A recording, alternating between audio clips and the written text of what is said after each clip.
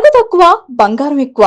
BNR golden diamonds, Vijayawada, Bengaluru, Vizag. Hi hello, welcome to Suman TV. నేను మీ Roshan. So ప్రస్తుతం నాతో పాటు ఉన్నారు యూకే నుంచి మాట్లాడటానికి జైపాల్ గారు. అసలు వాళ్ళ కంపెనీస్ ఏంటి, వాటిలో ఫేక్ కంపెనీస్ ఎన్ని ఉన్నాయి, అసలు ఆ ఫేక్ కంపెనీస్ నుంచే సిఓఎస్ అసలు జారీ చేయొచ్చా ఏంటి, రకరకాల కంపెనీలు అడ్రస్ ఎలా చేంజ్ అయినాయి, ఒకసారి ఆయనతో మాట్లాడదాం. జై గారు నమస్తే. హలో బ్రదర్ రోషన్ గారు నమస్తే, ఎలా ఉన్నావు? బాగున్నాను జై. నిన్న చూసాం ఓవరాల్గా, అంటే కంపెనీస్ ఏమో చాలా ఉన్నాయి వాళ్ళవి, అంటే హెల్త్ కేర్కి సంబంధించి, మెడికల్కి సంబంధించి, లేకపోతే కన్స్ట్రక్షన్కి సంబంధించి, ఏజెన్సీస్, హోటల్స్, కెఫేస్, ఎన్నో కంపెనీస్. కానీ ప్రతి కంపెనీ కూడా ఒక 3 months ఒక ప్లేస్లో ఉంటే మళ్ళీ ఆ కంపెనీ ఆ ప్లేస్లో ఉండదు, ఇంకొక అడ్రస్ చేంజ్ అవుతుంది, అక్కడి నుంచి ఇంకొక అడ్రస్. అలానే డైరెక్టర్స్ కూడా every 6 months every 1 year directors కూడా చేంజ్ అవుతున్నారు. అంటే అక్కడ కంపెనీ పెట్టడం ఈజీ అని చెప్తున్నారు, కంపెనీ పెట్టడానికి తక్కువ ఖర్చు అవుతుందని చెప్తున్నారు, అండ్ కంపెనీ కేవలం పెట్టేది ఇట్లాంటి సిఓఎస్లు ఇవ్వటం కోసమే అని చెప్తున్నారు. మీరు అక్కడ కంపెనీస్ పెట్టారు, మీరు కూడా ఒక సాఫ్ట్వేర్ కంపెనీ ఓనర్ కాబట్టి జై, అసలు ఎలా ఉంటుంది ప్రాసెస్ అక్కడ, వీళ్ళు చేసింది ఏంటి అసలుకి? కంపెనీ పెట్టడం చాలా సింపుల్. అది అంటే కంపెనీ రిజిస్టర్ చేయడం చాలా సింపుల్. 15 pounds ఖర్చు అవుతుంది, 20 pounds ఖర్చు అవుతుంది. సో మన పైసలల్లో 2,000 రూపాయలు నీ కాదనుకుంటే కంపెనీ రిజిస్టర్ అయిపోతుంది. నువ్వు డైరెక్టర్ అయిపోవచ్చు, లేదంటే వేరే వాళ్ళని కూడా డైరెక్టర్ లాగా యాడ్ చేయొచ్చు. సో అది పెద్ద కష్టం కాదు. ఇక్కడ వీళ్ళు చేసింది ఏంది అంటే, సరే మనకు కనిపించేదే మనం మాట్లాడతాము. వీళ్ళు 2021 నుంచి స్టార్ట్ చేస్తే వరుసగా 6 monthsకి ఒకసారి ఈ లిమిటెడ్ కంపెనీ పెట్టుకుంటూ వచ్చారు. సో ప్రతిదానికి లిమిటెడ్ కంపెనీ రిజిస్టర్ చేయడం వేరు, మళ్ళీ స్పాన్సర్షిప్ లైసెన్స్ అప్లై చేయడం వేరు. ఈ కంపెనీ పెట్టినాక లైసెన్స్ అప్లై చేయాలి. ఆ లైసెన్స్ వచ్చిన తర్వాతనే ఈ cos certificate of sponsorships issue చేయడానికి ఉంటుంది వేరే వాళ్ళకి. ఓకే, సో ఈ కంపెనీ రిజిస్టర్ చేశారు. రిజిస్టర్ చేసిన తర్వాత లైసెన్స్లు అప్లై చేశారు. ఆ లైసెన్సులు కూడా 2022లో అనుకుంటా 2 కంపెనీలకు లైసెన్సులు వచ్చినాయి. 2024లో ఇంకో 2 కంపెనీలకు వచ్చినాయి. సో 2021 నుంచి ఇట్లా కంపెనీలు రిజిస్టర్ చేసుకుంటూ వస్తున్నారు. మీరు చూసినట్టు మొత్తం 9 కంపెనీస్ అయితే 2 డిజాల్వ్ చేశారు. 7 కంపెనీస్ ప్రజెంట్ యాక్టివ్గా ఉన్నట్టు కనిపిస్తుంది మనకు. కానీ ఆ కంపెనీస్లో కూడా మీరు చూస్తే డైరెక్టర్స్ రమానందన ఫస్ట్లో ఉన్నారు, తర్వాత మళ్ళీ మధుకర్ వచ్చారు, మళ్ళీ 6 monthsకి మళ్ళీ ఆమె వచ్చింది. అంటే డైరెక్టర్ని కూడా ఎప్పటికప్పుడు చేంజ్ చేసుకుంటూ వస్తున్నారు. ఆ సిస్టర్ అయితే చాలా కంపెనీల్లో ఫస్ట్లో ఇన్వాల్వ్ అయినట్టుంది డైరెక్టర్ లాగా. తర్వాత మళ్ళీ డైరెక్టర్ తీసేశారు, అంటే రిజైన్ చేయించారు. What ever reasons, I don't know. తర్వాత రీసెంట్గా చూస్తే ఈ కిచెన్ కంపెనీ ఒకటి ఉన్నది కదా, ఆ కిచెన్ కంపెనీ కూడా ఆ లైసెన్స్ మార్చ్లో వీళ్ళకి లైసెన్స్ రివోక్ అయింది. ఏది స్పాన్సర్షిప్ లైసెన్స్ రివోక్ అయింది 2026 మార్చ్లో రివోక్ అయింది. రివోక్ అవ్వగానే ఎమ్మటే ఆ సిస్టర్ని రిజైన్ చేయించారు. సో ప్లస్ మీరు అక్కడ చూసుకుంటే కూడా నేను ఇప్పుడే ఇంతకుముందుకే నా ఛానల్లో ఆస్క్ యూట్యూబ్ ఛానల్లో ఒక వీడియో చేసిన. దాంట్లో ఎట్లా అంటే చూసుకుంటే మీకు మన దగ్గరికి వచ్చిన సిఓఎస్ సర్టిఫికేట్సే మన 4-5 వచ్చినాయి. ఏది వీళ్ళ కిచెన్ త్రూ, ఒకటే కంపెనీ త్రూ. ఒక్కొక్క సిఓఎస్ సర్టిఫికేట్కి వీళ్ళు శాలరీ, అంటే జాబ్ ఇచ్చినట్టు ఆఫర్ లెటర్ క్రియేట్ చేశారు కదా, శాలరీ వచ్చేసి దగ్గర 40,000 pounds ఇచ్చారు ఆఫర్ లెటర్లో. సో మీరు ఆ 4 వేసుకున్నా కానీ 1,60,000 కేవలం శాలరీస్కే, జీతాలకే పోతుంది. అక్కడ కిచెన్ రెవెన్యూ చూస్తేనేమో వీళ్ళు పబ్లిషింగ్ చేసిన దాని ప్రకారం 27,000-28,000 ఉన్నది. సో 28,000 pounds ఎక్కడ, 1,60,000 pounds ఎక్కడ. మళ్ళా లైసెన్స్ క్యాన్సిల్ కాగానే ఎమ్మటే ఆ సిస్టర్తో రిజైన్ చేయించారు డైరెక్టర్ లాగా, నాకు ఇన్వాల్వ్మెంట్ లేదు మా ఆయనదే అన్నట్టు. సో మీకు ఇక్కడ క్లియర్గా scene, I don't want to say, but చూసే వాళ్ళకి మీకు అర్థమవుతుందని అనుకుంటున్నాను. చాలా మందికి సిఓఎస్లు ఇచ్చారు, at the same time salaries కూడా పే చేస్తున్నారు. More than 40,000, 30,000, 20,000. పే చేయట్లేదు, పే చేస్తామని చెప్తున్నారు పేపర్లో. అసలు పే చేయలేదు. ప్రాబ్లం అక్కడే కదా వచ్చింది. నో ఇప్పుడు ఎట్లా అంటే, జైపాల్ రెడ్డి కంపెనీ ఉంది, రోషన్ నీకు నేను జాబ్ ఇస్తాను, నీకు సంవత్సరానికి 40,000 pounds ఇస్తాను అని చెప్పి నీకు లెటర్ ఇస్తాను, అంతేగాని ఇస్తానని చెప్పేసి లెటర్ ఇచ్చి నీ దగ్గర ఈ జాబ్ ఇచ్చినందుకు, వీసా ఇచ్చినందుకు ఇప్పుడు 20 లక్షలు తీసుకుంటాను. తర్వాత ఈ పే ఉండదు, వీసా ఉండదు, ఏది ఉండదు. ఒకవేళ నీకు వీసా వచ్చినా కానీ, ఒకవేళ నువ్వు ఇండియాలో ఉన్నావంటే సో నువ్వు యూకే రానికి వీసా రావాలి. వీసా వచ్చినా కానీ నువ్వు యూకేలో దిగంగానే క్యాన్సిల్ చేసి పడేస్తాం. అట్లా అది జరిగింది ఇక్కడ. నేను చేస్తా అని చెప్పట్లేదు. ఇక్కడ జరిగింది అది. ఓకే. అంటే ఇప్పుడు మీరు ఆ వీడియోలో ఒకటి చెప్పారు వ్యాట్ గురించి కూడా అసలకి. అక్కడ ప్రాసెస్ ఎలా ఉంటుంది యూకేలో అసలకి? సో ప్రతి కంపెనీకి నీకు ఇప్పుడు నాకు ఒక కంపెనీ ఉన్నది. నా కంపెనీ నాకు స్టార్టింగ్ నుంచే నా వ్యాట్ రిజిస్ట్రేషన్ చేసుకున్నాం మేము. ప్రతి కంపెనీకి ఒక టర్నోవర్ 85,000 పౌండ్స్ టర్నోవర్ దాటితే నీకు వ్యాట్ రిజిస్ట్రేషన్ చేసుకోవాలి. ఒకవేళ నువ్వు ఎస్టిమేటెడ్ టర్నోవర్ 85,000 దాటుతున్నా కానీ వ్యాట్ రిజిస్ట్రేషన్ చేసుకోవాలి. ఈ వ్యాట్ అనేది ఇట్స్ నాట్ అవర్ మనీ. ఈ కంపెనీకి వచ్చే మనీ కాదు. మనం కలెక్ట్ చేసి గవర్నమెంట్కి ఇచ్చేస్తాం. మళ్ళీ మనం ఏదైనా కొనుక్కున్నప్పుడు దాంట్లోంచి వ్యాట్ సబ్ట్రాక్ట్ చేసుకుంటాం, క్లెయిమ్ చేసుకుంటాం అనమాట. సేమ్ మన జిఎస్టీ లాగానే వర్కౌట్ అవుతుంది. సో ఈ వ్యాట్ రిజిస్ట్రేషన్ అనేది నాకైతే ఈ కంపెనీలకు ఎక్కడ వ్యాట్ రిజిస్ట్రేషన్ ఉన్నట్టు కనిపిస్తలేదు. నేను చాలా రీసెర్చ్ చేసిన. అంటే బయట పబ్లిక్ డొమైన్లో మనం చూడలేం. ఆల్రెడీ వ్యాట్ నెంబర్ ఉంటే ఇది ప్రాపరా కాదా అని చూడొచ్చు, కానీ వ్యాట్ నెంబర్ తీసుకురావడానికి ఆ ఓనర్సే చెప్పాలి మనకి. సో వీళ్ళకి వ్యాట్ రిజిస్ట్రేషన్ ఉన్నట్టయితే నాకు కనిపిస్తలేదు. ఎందుకంటే నువ్వు టర్న్ ఓవర్ చూసుకున్నా కానీ అన్ని -50,000 -25,000 ఇట్లా టర్న్ ఓవర్స్ ఉన్నాయి. సో వీళ్ళు వ్యాట్ రిజిస్ట్రేషన్ ఎక్కడ చేసినట్టు అనిపించట్లేదు. ఆ సిస్టర్ నీ పార్ట్ 1 ఇంటర్వ్యూలో కూడా ఏదో వ్యాట్ గురించి ఏదో మాట్లాడినట్టుంది. వాళ్ళు వ్యాట్ కట్టుకోవాలి అది ఇది అని. వ్యాట్ అనేది ఎప్పుడైనా కంపెనీ గవర్నమెంట్ కడుతుంది. క్యాండిడేట్స్ కట్టరు. అన్లెస్ నువ్వు ప్రాపర్గా ఇన్వాయిస్ చేస్తే. ఇప్పుడు మా కంపెనీ ఉంది. ఇప్పుడు రోషన్కి మేము ఏదో సర్వీసెస్ ప్రొవైడ్ చేసినాము. రోషన్కి ఇన్వాయిస్ చేయాలంటే నేను వ్యాట్ యాడ్ చేయాలి 20%. ఏ అమౌంట్ ఉన్నా 20% యాడ్ చేయాలి. అది ప్రాపర్గా ఇన్వాయిస్ చేసి ప్రాపర్ ఛానల్స్ త్రూ వస్తాయి. వీళ్ళైతే ఎక్కడ చూసినావు కదా, అన్ని పర్సనల్ బ్యాంక్ అకౌంట్స్కే డబ్బులు వచ్చినాయి. సో నాకు తెలిసి వీళ్ళు ఎక్కడ అసలు వ్యాట్ రిజిస్ట్రేషనే లేదు ఫస్ట్ ఆఫ్ ఆల్. బట్ వాళ్ళే వచ్చి చెప్పాలి. మీరు చెప్పినట్లుగానే మరి అంత ఈజీగా ఒక కంపెనీ పెట్టి రిజిస్ట్రేషన్ చేసి దాని నుంచి సిఓఎస్లు ఇవ్వటం అంత ఈజీగా ఉంటుందా ప్రాసెస్ మరి? ఎందుకంటే ఇప్పుడు సిఓఎస్ ఒకటి ఉంటుంది, డ్రాఫ్ట్ సిఓఎస్ ఉంటుంది. అసలు డిఫరెన్స్ ఏంటి అసలుకి? ఎట్లా పాసిబుల్ అవుతుంది అసలు వీళ్ళకి? సిఓఎస్లు ఇవ్వడము ఈజీయే అంటే నీకు ఉన్నంత వరకు. నీకు ఫస్ట్ ఆఫ్ ఆల్ లైసెన్స్ వచ్చినప్పుడు, స్పాన్సర్షిప్ లైసెన్స్ వచ్చినప్పుడు నీకు 2, 3 ఇస్తారు. కంపెనీ సైజుని బట్టి నువ్వు ఇన్ని ఇచ్చుకోవచ్చు అన్నట్టు ఉంటుంది. ఆ 2, 3 అసైన్ చేయడం స్ట్రైట్ ఫార్వర్డ్. నువ్వు ఆ పోర్టల్లోకి వెళ్ళి ఈ రోషన్ డీటెయిల్స్ అని ఎంటర్ చేస్తే రోషన్కు సిఓఎస్ ఇచ్చి పడేయచ్చు. కాకపోతే ఈ ఎక్స్ట్రా సిఓఎస్లు ఇవ్వడంలోనే మజా ఉన్నది వీళ్ళకి. సో వీళ్ళు ఏం చేస్తారంటే డ్రాఫ్ట్ సిఓఎస్ అని క్రియేట్ చేస్తారనమాట. దాంట్లో సిఓఎస్ ఇష్యూ చేసే ముందు ఫస్ట్ దాన్ని డ్రాఫ్ట్ చేస్తాము, దాని తర్వాత ఫైనలైజ్ చేస్తాం. ఈ డ్రాఫ్ట్ సిఓఎస్ క్రియేట్ చేసి దాన్ని డౌన్లోడ్ చేసి దాన్ని మాడిఫై చేసేవాళ్ళు అనమాట. ఇది ఒరిజినల్ సిఓఎస్ అన్నట్టు.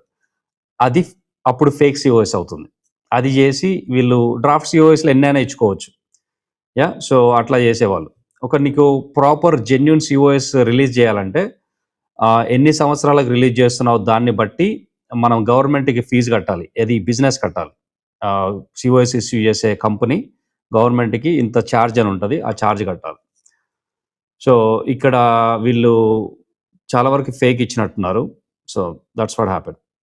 ఇప్పుడు మీరు అన్నట్లుగానే ఫేక్ సిఓఎస్ అన్నారు కాబట్టి అట్లీస్ట్ స్టూడెంట్స్ కొత్తగా వచ్చేవాళ్ళు కావచ్చు, లేకపోతే వాళ్ళకి పెద్దగా అక్కడ అవగాహన ఉండదు కాబట్టి ఈ సిఓఎస్ తీసుకునేటప్పుడు అంటే డెఫినెట్గా బయ్యింగే అది పెద్ద క్రైమ్ అనుకోండి, అది వేరే విషయం. మీరు అన్నట్లుగానే అక్కడికి రావటమే ఈజీ, బట్ అక్కడికి వచ్చిన తర్వాత సర్వైవల్ చాలా కష్టం. వర్కింగ్ అవర్స్ కూడా చాలా తక్కువ ఉన్నారు కాబట్టి వీక్లీ ఇన్ని వర్కింగ్ అవర్స్ ఉంటాయి కాబట్టి అంటే అట్లీస్ట్ ఒక స్టూడెంట్ సిఓఎస్ తీసుకునేటప్పుడు ఎవరి దగ్గరైనా తీసుకునేటప్పుడు ఎలాంటి జాగ్రత్తలు తీసుకుంటే మంచిది? అసలు ఏముండాలి ఆ సిఓఎస్కి సంబంధించిన కొన్ని ఏదన్నా చెప్పగలరా మీరు?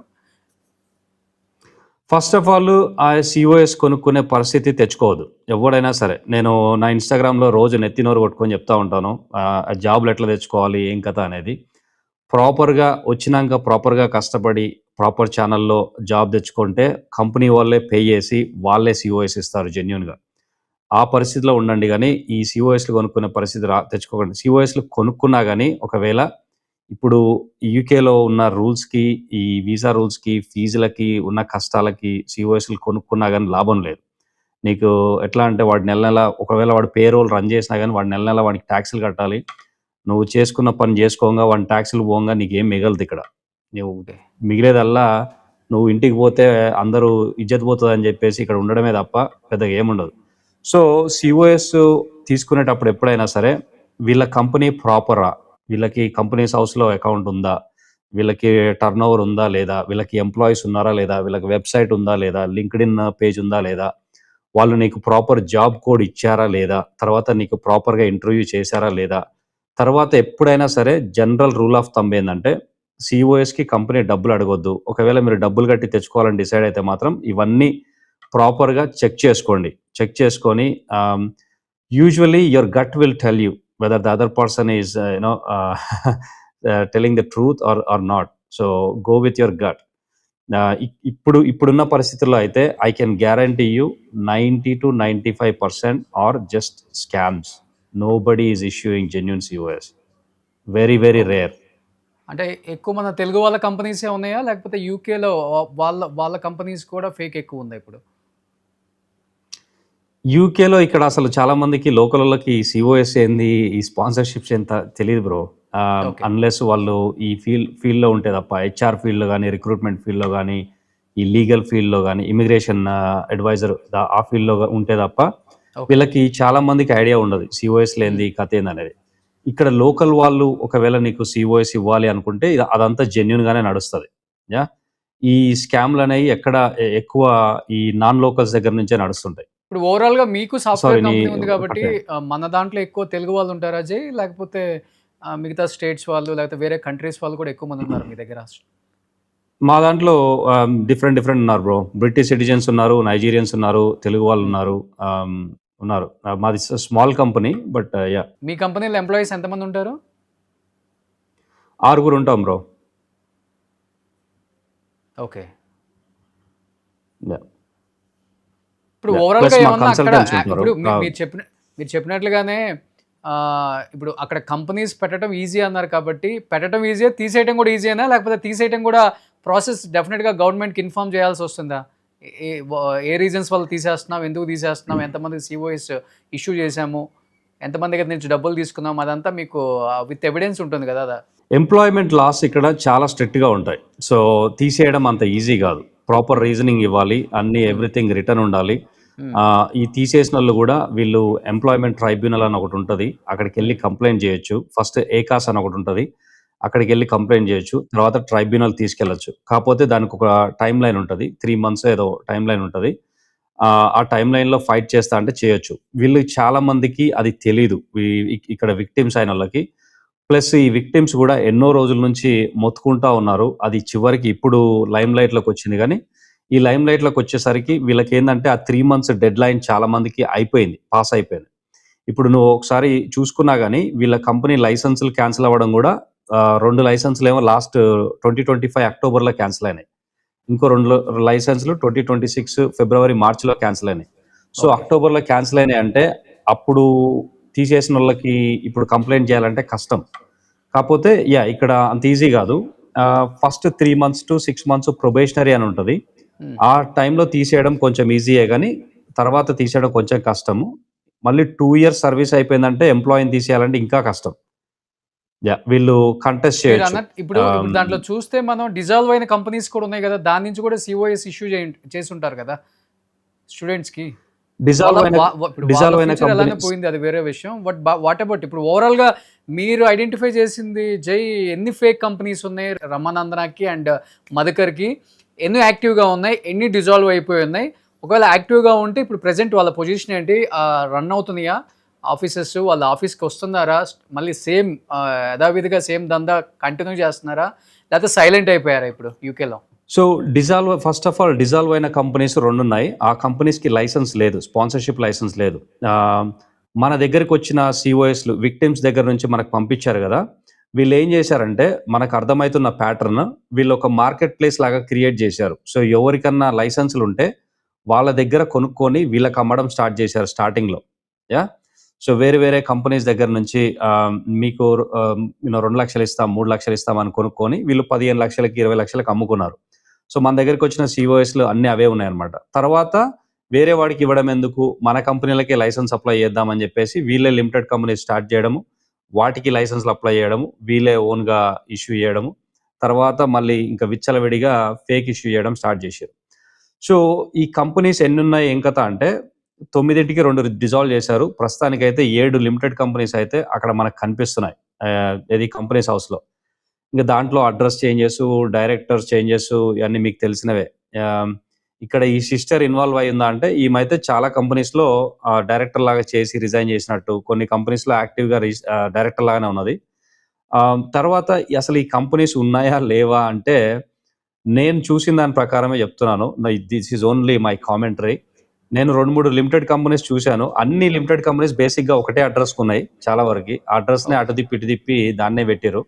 ఒక 2, 3 కంపెనీస్ అయితే అసలు గూగుల్‌లో కొడితే దానికి నామరూపాలే లేవు. లేవు అసలు అడ్రస్సే లేదు. సో, ఆ కంపెనీలు వాటికి అడ్రస్‌లే అంటే గూగుల్‌లో లేవు. ఒక వెబ్‌సైట్ లేదు. ఏం లేదు. దానికి ఒక రెవెన్యూ లేదు. కాపోతే ఆ కంపెనీ తరఫున మాత్రం ఈ సీఓఎస్‌లు అయితే ఇష్యూ చేసిర్రు చాలా మందికి. మన దగ్గరికి ఒక హెల్త్ కేర్ కంపెనీ నుంచే 2 సీఓఎస్‌లు వచ్చినాయి. అది మీరు కూడా చూసే ఉంటారు. ఆ హెల్త్ కేర్ కంపెనీ అయితే అసలు లేనే లేదు. ఓవరాల్‌గా ఒక కంపెనీ నుంచి ఎన్ని సీఓఎస్‌లు ఇవ్వచ్చు అసలకి? అదే చెప్పాను కదా బ్రో ఇంతకుముందు. సో, జెన్యూన్‌గా అయితే 2, 3 అట్లా ఉంటాయి. ఆహ్, మా కంపెనీకి మాకు 3 ఏమో ఉండే. మేము తర్వాత అలొకేషన్ ఇంక్రీజ్‌కి రిక్వెస్ట్ చేసుకున్నాము. 5 ఏమో వచ్చినాయి. ఆ రిక్వెస్ట్ చేసుకున్నప్పుడు అదో పెద్ద తతంగం ఉంటది. అలొకేషన్ ఇంక్రీజ్ చేసుకోవాలంటే నువ్వు వాళ్ళకి రిక్వెస్ట్ పెట్టాలి. రిక్వెస్ట్ పెట్టినప్పుడు ఓ పెద్ద ఫార్మ్ ఉంటది. ఆ ఫార్మ్ ఫిల్ చేయాలి మొత్తం. ఎందుకు? ఏంటి? ఏం కథ? నువ్వు లోకల్‌గా ఎవరు దొరకలేదా? అని క్వెషన్స్ ఉంటాయన్నమాట. ఆ క్వెషన్స్ అన్ని ఫిల్ చేసి రిక్వెస్ట్ పెట్టుకోవాలి. సో, నాకు తెలిసి ఇట్లాంటి పనులు చేసే వాళ్ళకి ఆ ఫార్మ్ ఫిల్ చేసే టైమ్ గాని అదంతా ఉండదు. సో, 2, 3 జెన్యూన్‌గా ఉంటాయి. తర్వాత మిగతాయన్నీ ఇల్ల కథ మఫ్లియా. 50 మెంబర్స్ స్టూడెంట్స్ పాపం సీఓఎస్ ఇస్తామని చెప్పేసి డబ్బులు తీసుకుందామని చెప్తున్నారు ఒక పక్క. మరి 9 కంపెనీస్ నుంచి ఇన్ని సీఓఎస్‌లు ఎలా ఇస్తానని చెప్పి వీళ్ళు డబ్బులు తీసేసుకున్నారు అర్థం కావట్లేదా? అంటే మీరు ఫస్ట్‌లో ఒక మాట అన్నారు. అంటే థర్డ్ పార్టీ వేరే కంపెనీ నుంచి వీళ్ళు ఒక సమ్ అమౌంట్‌కి సీఓఎస్ కొనుక్కొని పిల్లల దగ్గరికి వచ్చేసరికి 15-20 లాక్స్ కలెక్ట్ చేయటం ఇలా అయిందంటారా? లేకపోతే మొత్తం ఈ 9 కంపెనీస్ నుంచే ఫేక్ అంతా పెట్టి ఇంతమందిని మోసం చేశారా? 9 కంపెనీస్ నుంచి వీళ్ళు ఇవ్వలేదు. వీళ్ళకున్న ఈ లైసెన్స్ ఇచ్చే కెపాసిటీ ఉండేది 4 కంపెనీసే. 9లో 2 డిజాల్వ్ చేశారని చెప్పా కదా! 7 కంపెనీస్‌కి అన్నీ అప్లై చేశారు గానీ 4 కంపెనీస్‌కి అప్రూవ్ అయింది లైసెన్స్. ఆ 4 కంపెనీస్ నుంచి ఇచ్చారు.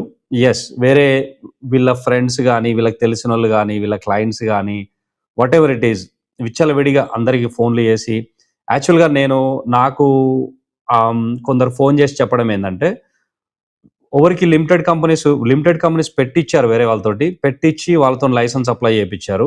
వాళ్ళ లైసెన్స్ తోటి వీళ్ళు సీఓఎస్ అమ్ముకున్నారు. లేదంటే ఆయనకెంతో కొంత ఇచ్చేసి వీళ్ళు అమ్ముకున్నారు. అట్లా జరిగినయి చాలా ఉన్నాయి.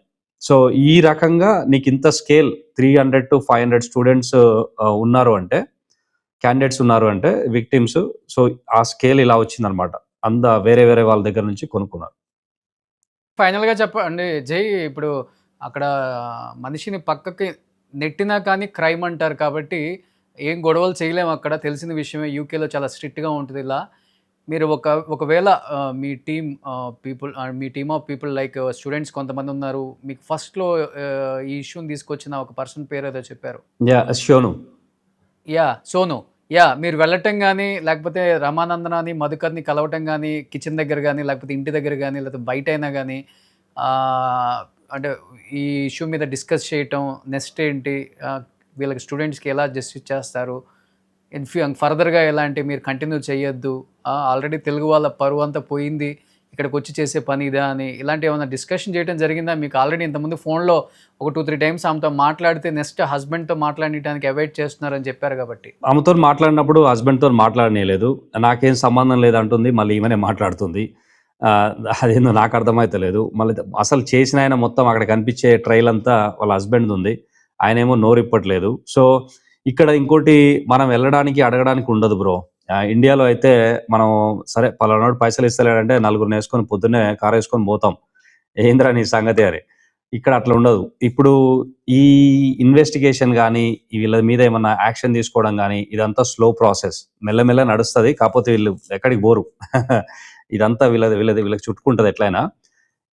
ఒకవేళ మనము ఇట్లా వాళ్ళ ఇంటికి పోవడం గానీ, రెస్టారెంట్‌కి పోవడం గానీ జరిగిందనుకో, వాళ్ళేం చేస్తారంటే ఎమ్మటే పోలీసులను పిలుస్తారు. అప్పుడు సేఫ్టీ ఇష్యూ అవుతది. సివిల్ మ్యాటర్ కాస్త క్రిమినల్ మ్యాటర్ లాగా కన్వర్ట్ అయితది. అప్పుడు పోలీసులు ఎమ్మటే రెస్పాండ్ అవుతారు. ఇక్కడ క్రిమినల్ మ్యాటర్స్, సేఫ్టీ మ్యాటర్స్‌కి ఇమ్మీడియేట్‌గా క్రైమ్ ఏం రెస్పాండ్ కాదు కదా! అవుతారు. అసలు ఏంటి వాళ్ళు ఎలా ఉన్నారు ఏంటో అసలు చూసారా ఇష్యూ తర్వాత? కంటిన్యూ అవుతున్నాయా? రన్ చేస్తున్నారా ఈ కిచెన్ అదంతా? I don't know. నేను అంటే ఇద్దరు ముగ్గురు ఏదో చెప్పారు కానీ I don't want to get involve in that. ఇంటికి వెళ్ళినా మనం వెళ్ళలేం బ్రో. వెళ్ళినా మనం ఒక మంచిగా మాట్లాడడానికి వెళ్ళినా ఇప్పుడు మన మీద ఉల్టా అవుతారు. ఆల్రెడీ ఆమె నేను మాట్లాడడానికి ట్రై చేసినా, రిజాల్వ్ చేయడానికి ట్రై చేసినా, ఆల్రెడీ నన్ను ఇన్స్టాగ్రామ్లో అక్కడిక్కడ అంతటా బ్లాక్ చేసినట్టుంది. సో నాకైతే ఆమె అకౌంట్స్ ఏం కనబడట్లేదు. నాకైతే బ్లాక్ చేసినట్టే కొడుతుంది. So they have their own thoughts. I don't want to go anywhere near them. And also it's not my job. Thank you So- జై. అట్లీస్ట్ ఎప్పటికప్పుడు అక్కడ లైవ్లో అంటే ఏం జరుగుతుందో అట్లీస్ట్ అదైనా కానీ మీరు సమాచారం ఇస్తున్నారు. And thank you so much. సరదాగా ఒక కాఫీకో లేకపోతే ఒక టిఫిన్ బ్రేక్ఫాస్ట్ చేయడానికో వెళ్ళండి నందూస్ కిచెన్స్కి. రేపు వెళ్ళిండో. అదేదో క్లోజ్ ఉందని విన్నా 2-3 రోజుల నుంచి. సో క్లోజ్ ఉందని విన్నాను. ఆ, ఆమెనేమో రిజైన్ చేసిందని వింటున్నాను డైరెక్టర్ లాగా. సో అందుకే నీకు సంబంధం లేదని చెప్తున్నదేమో. ఇది దారుణం బ్రో. ప్లస్ బట్ కవర్ చేస్తున్నందుకు చాలా థ్యాంక్స్. విక్టిమ్స్కి బాగా సపోర్ట్ అవుతుంది. చాలా చాలా సాడ్ స్టోరీస్ ఉన్నాయి. బట్ చూసే వాళ్ళందరికీ ప్లీజ్ ఇంగ్లీష్లో సామెత ఉంటుంది, if it is too good to be true then it is అని. సో నమ్మలేకుండా ఉన్నదే అంటే నమ్మొద్దు. ఓకే. అదే కథ. So anyhow thank you Jai. Okay. Thank you so much. Thank you Roshan. చలో బాయ్. సుమన్ టీవీలో మీ పర్సనల్ అండ్ బిజినెస్ ప్రమోషన్స్ కోసం కింది నెంబర్కి కాంటాక్ట్ చేయండి.